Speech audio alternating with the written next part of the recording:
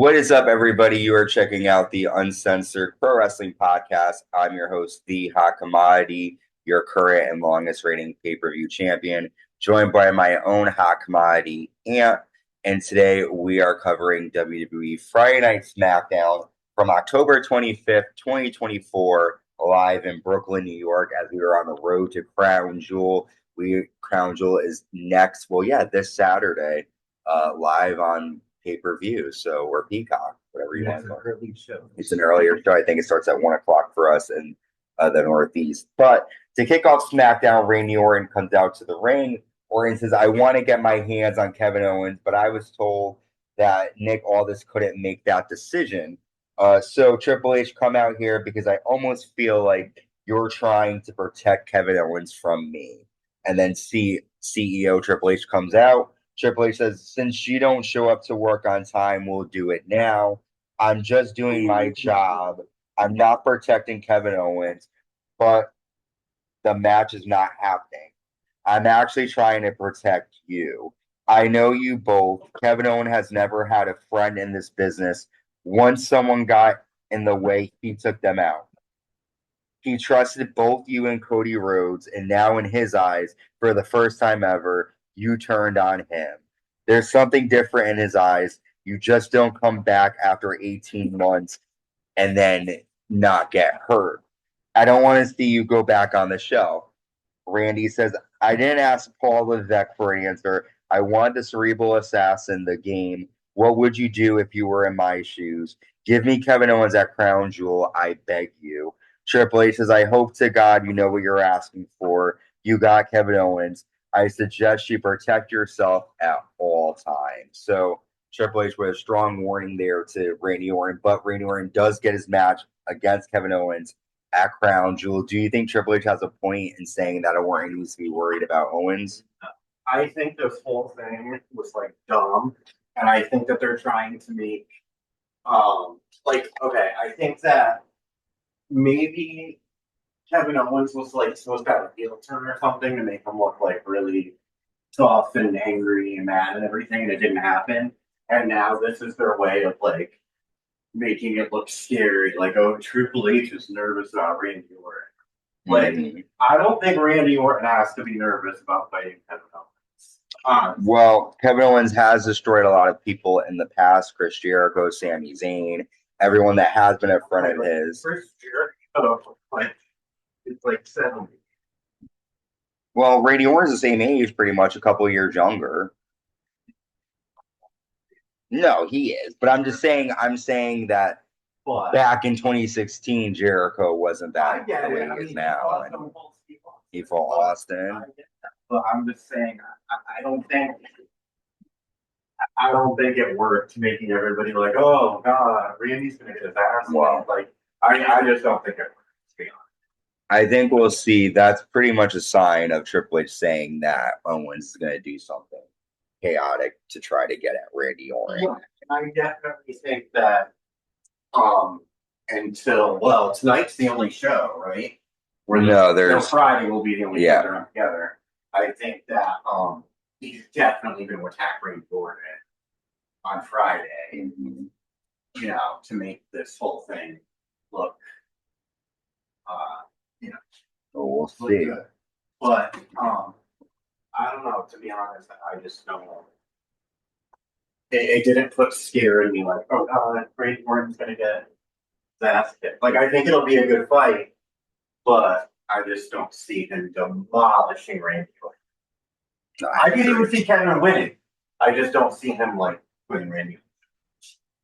Our first match of the night is the number one contendership for LA Knight's US Championship, and LA Knight is a special guest referee for it, and he refs with the belt on during the match. Andrade jumps over LA Knight onto Carmelo Hayes on the floor with a dive. Andrade lands a springboard Spanish fly. Andrade then hits a destroyer, double knees in the corner. Carmelo Hayes rolls up Andrade, but LA Knight doesn't see the roll up, and then Carmelo Hayes accidentally kicks LA Knight. LA slams Carmelo Hayes into the announce table and lands a BFT to both Andrade and Hayes. LA Knight says, I'll tell you what this is. This is with a pile of losers. I'm still champion. winner of Game 7, LA Knight. And then we find out later on that LA Knight will defend the Intercontinental Championship. I'm sorry, the US Championship against Carmelo Hayes and Andrade at Crown Jewel. Who do you think will walk out winner of that? I was just thinking about this, and I have a bad feeling Carmelo Hayes might. I don't know why, but I feel like they might try to give him the push. And to be honest, I really have not been impressed with Carmelo Hayes since he came to the main roster. I think this whole thing with Andrade, these 7 fights have gotten so monotonous and boring. Like, I can't see anyone caring anymore. And I don't know, though. I just feel like they're going to give him the push. I think he might take it. Okay. Okay. Well, we'll have to wait and see. I hate when they do this. I feel like there's no reason for them to even have a 7th match to have LA Knight get involved. But it will be exciting, all their different styles clashing at Crown Jewel. We see WWE Women's Champion Nia Jax backstage with Tiffany Stratton, and she tells Tiffany that Candice LeRae actually won last week, so Candice will take on Naomi, leading to some, speculation that Nia is not happy with Tiffany. I think we might get a catch at Crown Jewel, maybe. I mean, she has the briefcase. There's no better place to do it when both champions are fighting each other, and somebody's going to be laid out, no matter what. So Tiffany could cash at Crown Jewel. You never know. We all know she's not going to catch it in by Liv Morgan. I mean, that's pretty obvious. No, she's going to go out to die. Naomi defeats Candice LeRae with Indy Hartwell. After Indy Hartwell gets involved and tosses Naomi into the ring post, Bayley runs out and even the odds for Naomi. Naomi lands an underhook bomb to Candice LeRae, and Naomi gets the win here. Naomi could possibly be Nia Jax's next opponent, possibly at Survivor Series or. Yeah, I could see that. Naomi's moving up the ranks. Next, we have WWE Champion Cody Rhodes and World Champion Gunther having a face-off. Gunther says, "So, Cody, what do you want to talk about?" Cody says, "I want to know why you leave Crown Jewel as the Crown Jewel champion." Gunther says, "Without these people, why are you the best?" Cody says, "You want to see what's behind Cody Rhodes. None of this exists without all of them. During WrestleMania 41, I did the media, but you didn't get out of bed. You're missing the giant responsibility of being champion." Gunther says, "I'm the workhorse champion of this company. I get the same requests, but I actually say no because I have the guts to do so. If you stop being the servant of everyone else, your little story will be over. That makes you a gutless champion, and you will always be secondary to me." Cody then says, "They call you a ring general. You lead and command no one. My whole career has been built on guts." And then that's when Cody Rhodes attacks Gunther, but Ludwig Kaiser makes a save for Gunther. And then Randy Orton runs out, and Gunther and Kaiser clear the ring. Obviously, we're probably going to get Gunther and Kaiser versus Orton and Rhodes. But which one do you think won the promo battle here? Who do you think is right? Do you think Rhodes is a secondary champion, or do you think Gunther is a general with no one to lead? Usually I find Cody a little boring, but I think Cody kind of won. He is kind of a general, like without, Imperium isn't really a thing now. Mm-hmm. I mean, it's just him and Ludwig Kaiser. And before they kind of like stopped, when Imperium was still a thing, like he was kind of failing Gunther all the time. So I feel like, I feel like Cody's kind of. And I think Cody's gonna get that. Crown Jewel championship definitely.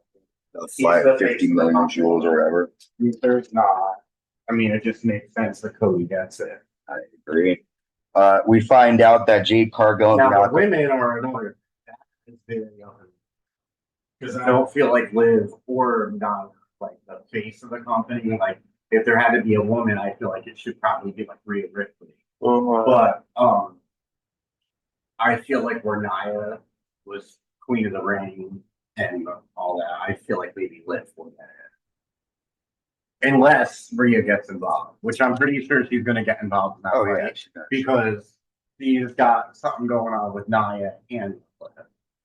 I agree. There's definitely going to get. We have the WWE Women's Tag Team Championship match made for Crown Jewel. Bianca and Jade defending against Damage Control, Piper Niven and Chelsea Green, and Metaphor. Going to be a good match there. Now we have the #1 contenders match for the WWE Tag Team titles, DIY versus the Motor City Machine Guns. During the match, it was a back and forth action between these two teams, but the Motor City Machine Guns get the win after landing Skull and Bones to Johnny Gargano.